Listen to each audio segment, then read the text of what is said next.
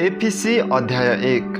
परमेश्वरको इच्छाद्वारा ख्रिस्ट येशूको प्रेरित पावलबाट ख्रिस्ट येशूमा विश्वासी एफिससमा भएका सन्तहरूलाई हाम्रा परमेश्वर पिता र प्रभु येशू ख्रिस्टबाट अनुग्रह र शान्ति। हाम्रा प्रभु येशू ख्रिस्टका परमेश्वर र पिताको प्रशंसा होस्, जसले हामीलाई स्वर्गीय स्थानहरूमा हरेक आत्मिक आशिषले ख्रिस्टमा आशीर्वाद दिनुभएको छ। उहाँको सामुन्ने पवित्र र निष्कलङ्क हौँ भनेर संसारको उत्पत्तिभन्दा अघिबाटै उहाँले हामीलाई चुन्नुभयो। उहाँको इच्छाको लक्ष्य अनुसार ख्रिस्ट येशूद्वारा प्रेममा उहाँले हामीलाई आफ्ना सन्तान हुनलाई अघिबाटै नियुक्त गर्नुभएको थियो, यस हेतुले कि उहाँले हामीलाई आफ्ना प्रिय पुत्रमा सित्तैमा दिनुभएको आफ्नो महिमामय अनुग्रहको प्रशंसा होस्। उहाँको अपार अनुग्रह अनुसार ख्रिस्टको रगतद्वारा हामी उहाँमा उद्धार, हाम्रा पापको क्षमा पाउँछौँ, जुन अनुग्रह उहाँले हामीलाई प्रशस्त मात्रामा दिनुभयो, किनकि सम्पूर्ण बुद्धि र आन्तरिक समझमा ख्रिस्टमा राख्नुभएको उद्देश्य अनुसार उहाँले आफ्नो इच्छाको रहस्य हामीलाई जान्न दिनुभएको छ, ताकि समय पुरा भएपछि स्वर्ग र पृथ्वीमा भएका सबै थोकहरू ख्रिस्टको अधीनमा आउन्। उहाँमा जसले सबै कुरा आफ्नो इच्छाको योजना अनुसार पुरा गर्नुहुन्छ, आफ्नो अभिप्राय अनुसार हामी ख्रिस्टमा पहिलादेखि आशा राख्नेहरूलाई उहाँले आफ्नो महिमाको प्रशंसाको निम्ति जिउन सकौँ भनेर उहाँमा नै नियुक्त गर्नुभएको छ र छान्नुभएको छ। तिमीहरू जसले सत्यको वचन अर्थात् आफ्नो मुक्तिको सुसमाचार सुन्यौ र उहाँमा विश्वास गर्यौ, उहाँमा नै तिमीहरूलाई प्रतिज्ञा गरिएका पवित्र आत्माको छाप लगाइएको थियो। परमेश्वरको आफ्नो सम्पत्ति अर्थात् हामीहरूले हाम्रो पूर्ण उद्धार नपाएसम्म उहाँका महिमाको प्रशंसाको निम्ति पवित्र आत्मा हाम्रो उत्तराधिकारको बैना हुनुहुन्छ। प्रभु येशूप्रति रहेको तिमीहरूको विश्वास र सबै सन्तहरूप्रति तिमीहरूका प्रेमको विषयमा मैले सुनेको कारणले नै मेरो प्रार्थनामा तिमीहरूलाई सम्झना गर्दै तिमीहरूका निम्ति धन्यवाद दिन म थामिन्न। म प्रार्थना गरिरहन्छु कि हाम्रा प्रभु येशू ख्रिस्टका परमेश्वर महिमाका पिताले तिमीहरूलाई उहाँको विषयको ज्ञानमा बुद्धि र प्रकाशको आत्मा दिउन्। म यो पनि प्रार्थना गर्दछु कि तिमीहरूको हृदयका आँखा उज्यालो होस् र कुन आशाको निम्ति उहाँले तिमीहरूलाई बोलाउनु भएको छ र सन्तहरूमा उहाँको महिमित उत्तराधिकारको सम्पत्ति के हो सो तिमीहरूले जान्न सक, अनि हामी विश्वास गर्नेहरूका निम्ति उहाँको शक्तिको असीम महानता के हो सो तिमीहरू जान्न सक। त्यो शक्ति उहाँको महान सामर्थ्यको काम नै हो जो उहाँले ख्रिस्टमा पुरा गर्नुभयो, जब उहाँले ख्रिस्टलाई मरेकाहरूबाट जीवित पार्नुभयो अनि स्वर्गीय स्थानहरूमा आफ्नै दाहिने बाहुल्यपट्टि बसाल्नुभयो। सबै शासन र अधिकार र शक्ति र राज्यमाथि र यस युगका मात्र होइन तर आउने युगका पनि जति नाउँ छन् ती सबैमाथि उहाँलाई राख्नुभयो र परमेश्वरले सबै कुरा उहाँका पाउमुनि राखिदिनुभयो र मण्डलीको निम्ति उहाँलाई नै सबै कुराको शिर बनाइदिनुभयो, जुन मण्डली उहाँको शरीर, उहाँको पूर्णता हो र उहाँले नै सबै थोक परिपूर्ण पार्नुहुन्छ। एफिसी अध्याय 2। तिमीहरू आफ्ना अपराध र पापहरूद्वारा मरेको बेलामा उहाँले तिमीहरूलाई जीवित पार्नुभयो। यिनैमा यस संसारको रीति अनुसार र आकाशको शक्तिको मालिक अनुसार अनाज्ञाकारिताका सन्तानमा अहिले काम गर्ने आत्मा अनुसार तिमीहरू अघि एकपल्ट चल्दै थियौ। तिनीहरूमध्ये हामी सबै पनि शरीर र मनका इच्छा पुरा गरेर आफ्नो पापमय स्वभावका लालसामा अघि जिउँथ्यौँ र बाँकी मानिस जस्तै हामी स्वभावैले क्रोधका सन्तान थियौँ। तर परमेश्वर जो कृपामा धनी हुनुहुन्छ, उहाँले आफ्नो महान प्रेमद्वारा हामीलाई प्रेम गर्नुभयो। यस कारण पापमा हामी मरेका भए तापनि उहाँले हामीलाई ख्रिस्टसँगै जीवित पार्नुभयो। अनुग्रहबाट नै तिमीहरूले उद्धार पाएका छौ र उहाँसँग हामीलाई उठाउनुभयो अनि स्वर्गीय स्थानहरूमा ख्रिस्ट येशूसँग बसाल्नुभयो। यो चाहिँ ख्रिस्ट येशूमा हामीप्रति उहाँको दयामा आफ्नो अनुग्रहको असीम सम्पत्ति आउँदा युगहरूमा देखाउनलाई हो। किनभने अनुग्रहबाट विश्वासद्वारा तिमीहरूले उद्धार पाएका छौ र यो तिमीहरू आफैबाट होइन, यो त परमेश्वरको वरदान हो, कर्महरूद्वारा होइन, नत्र त मानिसले घमण्ड गर्नेछ। किनकि हामी असल कामहरूका निम्ति ख्रिस्ट येशूमा सृजना गरिएका उहाँका हातका सिप हौँ। हामी ती बमोजिम हिँडौँ भन्ने हेतुले परमेश्वरले पहिलेबाटै ती तयार गर्नुभएको थियो। यसकारण याद राख, अघि तिमीहरू शरीर अनुसार अन्य जाति छँदा शरीरमा हातबाट खतना गरिएकाहरूले तिमीहरूलाई बेखतनाका मान्दथे। याद राख, तिमीहरू त्यस बेला ख्रिस्टबाट अलग, इस्राएलका नागरिक हकबाट बाहिर भएका थियौ र प्रतिज्ञाका करारहरूबाट बिराना, आशा नभएका र यस संसारमा परमेश्वर रहित थियौ। तर तिमीहरू जो त्यस बेला ख्रिस्ट येशूबाट टाढा थियौ, अब ख्रिस्टको रगतले नजिक भएका छौ, किनकि उहाँ नै हाम्रो शान्ति हुनुहुन्छ। उहाँले हामी दुवैलाई एउटै बनाउनु भएको छ र विभाजन ल्याउने शत्रुताको पर्खाल भत्काइदिनु भएको छ र उहाँले व्यवस्थालाई त्यसका आज्ञाहरू र धार्मिक विधानहरू समेत आफ्नै शरीरमा खारेज गर्नुभएको छ कि यी दुईका सट्टामा उहाँले आफैमा एउटा नयाँ मानिस सृष्टि गरून् र यसरी शान्ति स्थापना होस्। अनि उहाँले क्रुसद्वारा हामी दुवैलाई एउटै शरीरमा परमेश्वरसँग मेल गराएर शत्रुतालाई शेष पार्नुभयो। उहाँले आएर तिमी टाढा भएका र नजिक भएकाहरूलाई मिलापको सुसमाचार सुनाउनुभयो, किनकि उहाँद्वारा नै हामी दुवैले एउटै पवित्र आत्मामा पिता कहाँ प्रवेश पाएका छौँ। यसरी अब तिमीहरू विदेशी र प्रवासी होइनौ, तर सन्तहरूसँग तिमीहरू सङ्गी नागरिक र परमेश्वरको परिवारका सदस्यहरू भएका छौ। त्यो घरना प्रेरितहरू र अगमवक्ताहरूको जगमाथि बसालेर निर्माण भएको छ र ख्रिस्ट येशू आफै चाहिँ मुख्य कुने ढुङ्गो हुनुहुन्छ। उहाँमा पुरै घर ठिकसँग एकैसाथ जोडिएर प्रभुमा एउटै पवित्र मन्दिर हुनलाई बढ्दै जान्छ अनि पवित्र आत्मामा परमेश्वरको वासस्थान हुनलाई तिमीहरू पनि उहाँमा एकसाथ निर्माण हुँदै जान्छौ। एफिसी अध्याय 3। यस कारण म पावल, तिमी अन्य जातिहरूका पक्षमा ख्रिस्ट येशूको कैदी, तिमीहरूका निम्ति मलाई सुम्पिएको परमेश्वरका अनुग्रहको जिम्मेवारीको विषयमा तिमीहरूले पनि सुनेका छौ भन्ने मलाई लागेको छ, जुन चाहिँ प्रकाशद्वारा मलाई थाहा गराइएको रहस्य हो, जसको विषयमा मैले तिमीहरूलाई अघिबाटै छोटकरीमा लेखेको पनि थिएँ। जब तिमीहरू यो पढ्छौ, ख्रिस्टको रहस्यबारे मेरो आन्तरिक समझ के छ सो तिमीहरू बुझ्न सक्छौ। जुन कुरा उहाँका पवित्र प्रेरितहरू र अगमवक्ताहरूलाई पवित्र आत्माद्वारा पहिले प्रकट भएको छ, त्यो अरू पुस्ताका मानिसहरूलाई जनाइएको थिएन, अर्थात् सुसमाचारद्वारा नै अन्य जातिहरू सह उत्तराधिकारीहरू हुन्, एउटै शरीरका अङ्गहरू र ख्रिस्ट येशूमा रहेका प्रतिज्ञाका साझेदार हुन्। उहाँका शक्तिको कार्यअनुसार मलाई दिइएका परमेश्वरको त्यस अनुग्रहको वरदान बमोजिम यस सुसमाचारको म सेवक बनाइएको थिएँ। सबै सन्तहरूमा म अत्यन्त तुच्छ भए तापनि ख्रिस्टको अगम्य सम्पत्तिको सुसमाचार अन्य जातिहरूलाई प्रचार गरौँ भनेर मलाई यो अनुग्रह दिइयो। सबै कुरा सिर्जन हुने परमेश्वरमा युग युगदेखि लुप्त रहेको रहस्यको योजना के हो सो सबै मानिसलाई खुलस्त गराउने अनुग्रह मलाई दिइयो, ताकि यसरी मण्डलीद्वारा परमेश्वरका विभिन्न किसिमका ज्ञान स्वर्गीय स्थानमा शासकहरू र अख्तियारवालाहरूका माझमा प्रकट गरियोस्। यो चाहिँ ख्रिस्ट येशू हाम्रा प्रभुमा उहाँले पुरा गर्नुभएको अनन्त उद्देश्य अनुसार थियो। उहाँमाथि राखिएको हाम्रो विश्वासद्वारा साहस र दृढ भरोसामा हामी परमेश्वरमा प्रवेश पाउँछौँ। यसै कारण म तिमीहरूलाई निवेदन गर्दछु कि तिमीहरूका निम्ति मैले भोगिरहेको कष्टमा तिमीहरू हताश नहौ, यी तिमीहरूका गौरव हुन्। यसै कारण म पिताको सामान्य आफ्ना घुँडा टेक्दछु, जसद्वारा स्वर्ग र पृथ्वीमा भएको हरेक परिवारको नाउँ लेखिएको छ।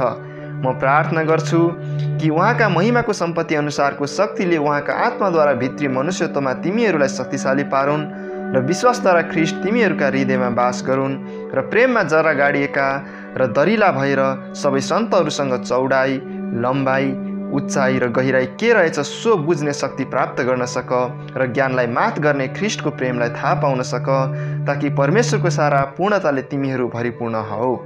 उहाँलाई जसले हामीभित्र काम गर्ने उहाँको शक्ति अनुसार हामीले मागेको वा चिताएको भन्दा ज्यादै प्रशस्त मात्रामा गर्न सक्नुहुन्छ, उहाँलाई नै पुस्ता पुस्तासम्म मण्डली र ख्रिस्ट येशूमा सदा सर्वदा महिमा होस्। आमेन। एफिसी अध्याय 4। यस कारण म प्रभुको निम्ति एक कैदी तिमीहरूलाई आग्रहपूर्वक बिन्ती गर्दछु कि जुन बोलावटमा तिमीहरू बोलाइएका छौ त्यही योग्यको जीवनयापन गर। सारा दीनता, नम्रता र धैर्यसँग एउटाले अर्कालाई प्रेममा सहेर शान्तिको बन्धनमा पवित्र आत्माको एकता कायम राख्न प्रयत्न गर। शरीर एउटै छ र पवित्र आत्मा एउटै हुनुहुन्छ। जसरी तिमीहरू बोलाइँदा एउटै आशामा बोलाइएका थियौ, जुन आशा तिमीहरूको बोलावटसँग गाभिएको छ, एउटै प्रभु, एउटै विश्वास र एउटै बप्तिस्मा, हामी सबैका एउटै परमेश्वर र पिता, जो सबैमाथि, सबैका मध्य र सबैमा हुनुहुन्छ। तर ख्रिस्टको वरदानको नाप अनुसार हामी हरेकलाई अनुग्रह दिइएको छ। यसकारण यसो भनिएको छ, उहाँ उच्चमा चढी जानुहुँदा कैदीलाई बन्दी बनाएर लानुभयो र मानिसहरूलाई वरदानहरू दिनुभयो। अब यो उच्चमा चढी जानुभयो भनेको चाहिँ के हो? केवल यही कि उहाँ पृथ्वीको तल्लो भागमा ओर्लनु पनि भयो। उहाँ जो ओर्लनु भयो उहाँ नै सारा स्वर्गहरूभन्दा धेरै माथि चढी जानुभयो, यस हेतुले कि समस्त थोकलाई उहाँले भरिपूर्ण पार्न सकुन्। अनि उहाँका वरदानहरू चाहिँ यी नै थिए कि कोही प्रेरितहरू, कोही अगमवक्ताहरू, कोही प्रचारकहरू, कोही मण्डलीका पास्टरहरू र कोही शिक्षकहरू बनुन्, कि ख्रिस्टको शरीर निर्माण होस् र सेवाको काम गर्न सन्तहरू सुसज्जित होन्, जबसम्म हामी सबैले विश्वासको र र परमेश्वरका पुत्रको ज्ञानको एकता प्राप्त गर्दैनौँ र परिपक्व मानिस बनी ख्रिस्टका पूर्णताको नापसम्म पुग्दैनौँ। यसरी हामी छालले अघि पछि हुत्याइएका धार्मिक सिद्धान्तको प्रत्येक बतासले र मानिसहरूको जालझेल, धूर्तता र फट्याइले यताउता उडाइएका बालकहरू जस्ता नहौ, बरु प्रेमसित सत्य बोल्दै हरेक कुरामा हामी उहाँसँगै अर्थात् ख्रिस्टसम्म बढ्दै जाऊ जो शिर हुनुहुन्छ। उहाँबाट नै सारा शरीर प्रत्येक जोड्नीद्वारा जोडिएको र बाँधिएको भई प्रत्येक भागले ठिक ठिक काम गरी सुगठित हुनेछ र प्रेममा वृद्धि हुँदै जानेछ।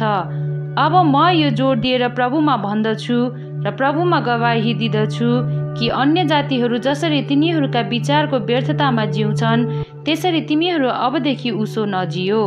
तिनीहरूका हृदयको कठोरताले ल्याएको तिनीहरूका अज्ञानताको कारणले तिनीहरू परमेश्वरको जीवनदेखि बिराना भएका छन् र तिनीहरूको समझ अन्धकारले भरिएको छ। तिनीहरू कठोर भएका छन् र हर किसिमका अशुद्ध काम गर्ने लालसामा परेर तिनीहरू छाडा भएका छन्। तर ख्रिस्टलाई त तिमीहरूले यसरी जानेका छैनौ। यसुमा भएको सत्यता अनुसार उहाँको विषयमा तिमीहरूले सुनेका र सिकाइएका छौ भनी म ठान्छु। छली लालसाद्वारा भ्रष्ट भएका तिमीहरूको अगाडिको जीवनको ढाँचासँग सम्बन्धित तिमीहरूको पुरानो स्वभाव त्याग र आफ्नो भित्री वर्तावमा नयाँ हो र परमेश्वरको स्वरूपमा साँचो धार्मिकता र पवित्रतामा सृष्टि भएको नयाँ स्वभावलाई धारण गर। यसकारण झुट त्यागेर हरेकले आफ्नो छिमेकीसँग सत्य बोल, किनकि हामी एउटै शरीरमा एक अर्काका अङ्गहरू हौँ। क्रोध गर तर पाप नगर। घाम अस्ताउन अघि नै तिमीहरूको रिस मरोस् र दियाबलसलाई मौका नदेऊ। चोर्नेले अब उसो नचोरोस्, बरु उसले परिश्रम गरोस्। उसले आफ्नो हातले इमान्दारी साथ परिश्रम गरोस् र खाँचोमा परेकाहरूलाई दिन सकोस्। तिमीहरूका मुखबाट कुवाक्य ननिस्कोस्, तर समय सुहाउँदो र सुधार गर्ने मिठो वचन मात्र बोल्ने गर, जसबाट सुन्नेहरूलाई अनुग्रह मिलोस्। अनि परमेश्वरका पवित्र आत्मालाई दुखित नतुल्याऊ, जसमा उद्धारको दिनको निम्ति तिमीहरू छाप लगाइएका छौ। सबै तितोपना, क्रोध र रिस, होहल्ला र निन्दा, सबै किसिमका डाहा समेत तिमीहरूले त्यागिदेऊ। जसरी परमेश्वरले ख्रिस्टमा तिमीहरूलाई क्षमा गर्नुभयो, त्यसरी नै एउटाले अर्कालाई क्षमा गरेर तिमीहरू एक अर्काप्रति कोमल मनका र दयालु हो। एफिसी अध्याय 5। यसकारण तिमीहरू प्रिय बालकहरू झै परमेश्वरको देखासिकी गर्नेहरू हो। तिमीहरू प्रेममा चल, जसरी ख्रिस्टले पनि हामीहरूसँग प्रेम गर्नुभयो र परमेश्वरको निम्ति सुगन्धित भेटी र बलिदान भएर आफैलाई हाम्रो निम्ति अर्पण गर्नुभयो। तर तिमीहरूका बीचमा व्यभिचार र सारा अशुद्धता अथवा लोभको नाउँ समेत नलियोस्, जो सन्तहरूका बीचमा हुन सुहाउँदैन। कुनै अश्लील कुरा, मूर्ख बातचित अथवा बेफाइदाको ठट्यौली नगर्नु यी सुहाउने कुरा होइनन्, तर बरु धन्यवाद दिने काम होस्। किनकि यो तिमीहरू निश्चय नै जान कि कुनै व्यभिचारी कि अशुद्ध मानिस अथवा लोभी मानिसलाई जो मूर्ति पूजक हो, ख्रिस्ट र परमेश्वरको राज्यमा कुनै उत्तराधिकार छैन। कसैले तिमीहरूलाई खोक्रो कुराले धोका नदियोस्, किनकि ती कुराको कारणले अनाज्ञाकारीहरूमाथि परमेश्वरको क्रोध पर्छ। यसकारण तिनीहरूसँग सहभागी नहो, किनकि एकपल्ट तिमीहरू अन्धकार थियौ, तर अब प्रभुमा तिमीहरू उज्यालो भयौ। ज्योतिका सन्तान झै हिँडुल गर, किनकि सबै भलाइ, धार्मिकता र सत्यतामा नै ज्योतिको फल पाइन्छ र प्रभुलाई मन पर्ने के हो सो सिक्ने कोसिस गर। अन्धकारका निष्फल कार्यमा भाग नलियो, बरु तिनलाई प्रकट गरिदियो, किनकि तिनीहरूले गुप्तमा गरेका कामहरूका विषयमा भन्नु पनि शर्मको कुरा हो। तर ज्योतिद्वारा कुनै कुरा प्रकट गरिँदा त्यो प्रष्टै देखिन्छ। त्यो कुरा जो प्रष्टै देखिन्छ त्यो ज्योति हो। यसैले यस्तो भनिएको छ, ए निन्द्रामा परेकाहरू, जाग र मरेकाहरूबाट उठ र ख्रिस्टले तिमीहरूलाई प्रकाश दिनुहुनेछ। यसैले कसरी हिँड्छौ ध्यानसँग हेर, निर्बुद्धि मानिस जस्तो होइन, तर बुद्धिमान जस्तो। समयको पुरा सदुपयोग गर, किनकि दिन खराब छ। यसै कारण मूर्ख नहो, तर प्रभुको इच्छा के छ सो बुझ। दाखमध्यले नमात्तियो, कारण त्यो विलासिता हो, तर पवित्र आत्माले भरिपूर्ण हो। एउटाले अर्कासँग भजन, गीत र आत्मिक गानमा बोल्दै र आफ्नो सम्पूर्ण हृदयले प्रभुको निम्ति गाउँदै र धुन निकाल्दै सधैँ सबै कुराको निम्ति हाम्रा प्रभु येशूको नाउँमा परमेश्वर पितालाई धन्यवाद चढाओ। ख्रिस्टको श्रद्धामा एक अर्काको अधीनमा बस। पत्नी हो प्रभुको अधीनमा रहे जस्तै आफ्नो पतिको अधीनमा बस, किनकि पति पत्नीको शिर हो, जसरी ख्रिस्ट मण्डलीको शिर हुनुहुन्छ, जुन मण्डली उहाँको शरीर हो र उहाँ स्वयं त्यसको मुक्तिदाता हुनुहुन्छ। जसरी मण्डली ख्रिस्टको अधीनमा छ, त्यसरी नै पत्नीहरू पनि हरेक कुरामा पतिहरूका अधीनमा रहून्। पति हो आफ्ना पत्नीहरूलाई प्रेम गर, जसरी ख्रिस्टले पनि मण्डलीलाई प्रेम गर्नुभयो र त्यसको निम्ति आफूलाई अर्पण गर्नुभयो, यस हेतुले कि उहाँले त्यसलाई पानीले धोएर वचनद्वारा पवित्र पार्न सकुन् र उहाँले दाग वा चाउरी नभएको अथवा यस्तो कुनै कुरा नभएको तेजस्वी मण्डली आफै कहाँ प्रस्तुत गर्न सकुन् र त्यो चाहिँ पवित्र र निष्खोट होस्। त्यसरी नै पतिहरूले पनि आफ्नो पत्नीलाई आफ्नै शरीरलाई झै प्रेम गर्नुपर्छ। आफ्नी पत्नीलाई प्रेम गर्नेले आफैलाई प्रेम गर्छ, किनकि कुनै मानिसले कहिले आफ्नो शरीरलाई घृणा गर्दैन, तर त्यसको कदर गरेर पालन पोषण गर्दछ, जसरी ख्रिस्टले पनि आफ्नो मण्डलीको निम्ति गर्नुहुन्छ, किनभने हामी उहाँका शरीरको अङ्ग हौँ। यसकारण मानिसले आफ्ना आमा बुबालाई छोडेर आफ्नी पत्नीसँग मिलिरहन्छ र ती दुवै एउटै शरीर हुनेछन्। यो एउटा गम्भीर रहस्य हो अनि यो कुरा म ख्रिस्ट र मण्डलीको सम्बन्धमा बोल्दछु। जे भए पनि तिमीहरू हरेकले आफ्नी पत्नीलाई आफैलाई झै प्रेम गर र पत्नीले पनि आफ्ना पतिको आदर गरोस्। एफिसी अध्याय 6। छोराछोरी हो प्रभुमा आफ्ना आमा बुबाको आज्ञा पालन गर, किनकि यो उचित हो। आफ्नो बुबा र आमाको मान गर, जो प्रतिज्ञा सहितको पहिलो आज्ञा हो, कि तिमीहरूको भलो होस् र पृथ्वीमा तिमीहरू दीर्घायु हो। बुबा हो आफ्ना छोराछोरीलाई रिस नउठाओ, तर तिनीहरूलाई प्रभुको अनुशासन र शिक्षामा हुर्काओ। कमारा हो डर र कम्प साथ साँचो हृदयले ख्रिस्टलाई गरे झै यस संसारका तिमीहरूका मालिकहरूको आज्ञा पालन गर। मानिसहरूलाई खुसी पार्नेले झै आँखाको अघि मात्र देखावटी काम नगर, तर ख्रिस्टका दासहरू झै साँचो हृदयले परमेश्वरको इच्छा पूरा गर।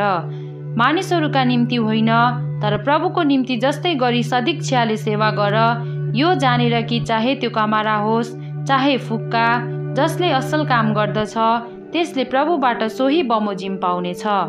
मालिक हो आफ्ना कमाराहरूसँग त्यस्तै व्यवहार गर र धम्की दिन छोड, यो जानेर कि तिमीहरू दुवैका मालिक स्वर्गमा हुनुहुन्छ र उहाँमा पक्षपात छैन। अब अन्त्यमा प्रभु र उहाँका शक्तिको सामर्थ्यमा बलवान हो। दियाबलसका युक्तिहरूका विरुद्धमा खडा हुन सक्नलाई परमेश्वरका सारा हात हतियार धारण गर, किनकि हामीहरूको युद्ध शरीर र रगतको विरुद्ध होइन, तर प्रधानताहरूका विरुद्ध, शक्तिहरूका विरुद्ध, वर्तमान अन्धकारका संसारिक शासकहरूका विरुद्ध र स्वर्गीय स्थानहरूमा भएका दुष्टाई आत्मिक सेनाहरूका विरुद्ध हो। यसै कारण परमेश्वरका सारा हात हतियार उठाओ र यसरी खराब दिनको सामना गर्न सक र सबै काम गरेर खडा हुन सक्ने हो। यसकारण आफ्ना कम्मर सत्यले कसेर धार्मिकताको छाती पाता लाएर खडा हो र खुट्टामा मिलापको सुसमाचारको जुत्ता लाएर तयार हो। साथै विश्वासको ढाल उठाओ, जसबाट तिमीहरू दुष्टका सबै अग्निबार निभाउन सक्नेछौ। मुक्तिको टोप लगाओ र पवित्र आत्माको तरवार लियो, जो चाहिँ परमेश्वरको वचन हो। सारा प्रार्थना र निवेदन साथ सब समय पवित्र आत्मामा प्रार्थना गर। यस उद्देश्यले लगनशील र सतर्क भएर सबै सन्तहरूका निम्ति प्रार्थना गरिरहो। मेरो निम्ति पनि प्रार्थना गर कि जब म आफ्नो मुख खोल्छु तब मलाई वचन दियोस् र म निर्भयता साथ सुसमाचारको रहस्य घोषणा गर्न सकु, जसको निम्ति म साङ्लाले बाँधिएको एक राजदूत हुँ र जसरी मैले बोल्नु पर्ने हो त्यसरी म साहससँग बोल्न सकु। म कस्तो छु र के गरिरहेछु ती तिमीहरूलाई पनि थाहा होस् भनेर प्रिय भाइ र प्रभुमा विश्वासी सेवक तुखिकसले सबै कुरा तिमीहरूलाई बताउनेछन्। हाम्रो हालचाल कस्तो छ तिमीहरूलाई थाहा होस् र तिमीहरूका हृदयलाई प्रोत्साहन मिलोस् भन्ने विचारले मैले तिनलाई तिमीहरू कहाँ पठाएको हुँ। परमेश्वर पिता र प्रभु येशू ख्रिस्टबाट दाजुभाइहरूलाई शान्ति र विश्वास सहितको प्रेम हाम्रा प्रभु येशू ख्रिस्टलाई अमर प्रेम गर्नेहरू सबैसँग अनुग्रह रहोस्।